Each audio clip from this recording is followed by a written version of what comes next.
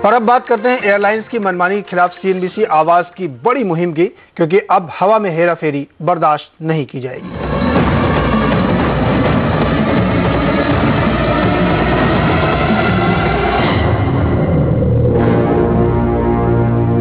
Airlines कंपनियों की खराब सर्विस के खिलाफ सीएनबीसी आवाज की मुहिम को चौतरफा समर्थन मिल रहा है। एयरलाइंस की मनमानी पर हमारी मुहिम को अब सिविल एविएशन रेगुलेटर का साथ भी मिल गया है।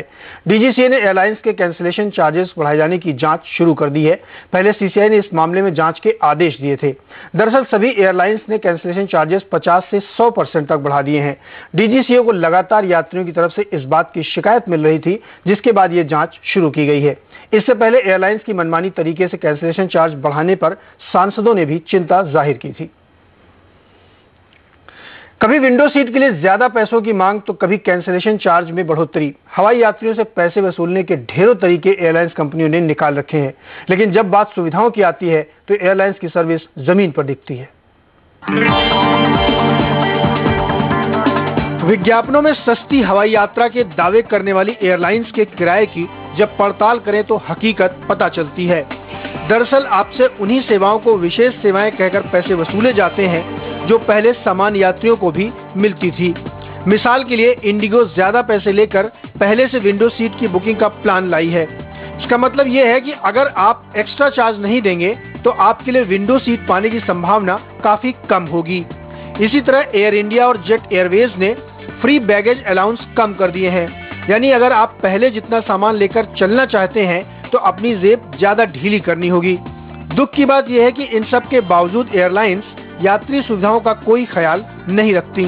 स्पाइस का तो बता सकते हैं भैया कि बार्गिंग समय की भी पैसे की भी। हमारी फर्स्ट मेनली यही प्रॉब्लम, हमने श्रीनगर से दिल्ली ली, दिल्ली से शाम की फ्लाइट है हमारी, but we don't have the facility to keep our luggages. Now we have to carry all our luggages with the kids everything, because leg space में मतलब आगे पैर रखना, क्योंकि सामने वाली सीट को प्रॉब्लम होती है जो हमारे नीज वहाँ टच होता है, और अगर हम मूवमेंट करें तो आसपास वालों को भी काफ़ी परेशानी होती है। तो आई थिंक उनको थोड़ा और ओपन करना चाहिए। वी फ्रॉम चेन्नई बेसिकली, तो श्रीनगर से अभी चेन्नई आए थे। अभी कुछ देर के लिए हम यहाँ दिल्ली घूमने आए थे, तो we find difficulty to keep luggages. हम लोग 16 जने हैं, वी हैव अराउंड 25 लगेजेस, तो डेफिनेटली क्लॉक रूम के लिए पूरा प्लान ऊपर नीचे हो रहा है, तो we find difficulties with that. जहां तक हवाई किराए की बात है, रेगुलेशन की कमी ने एयर ट्रेवलर्स को एयरलाइंस के रहम पर छोड़ दिया है।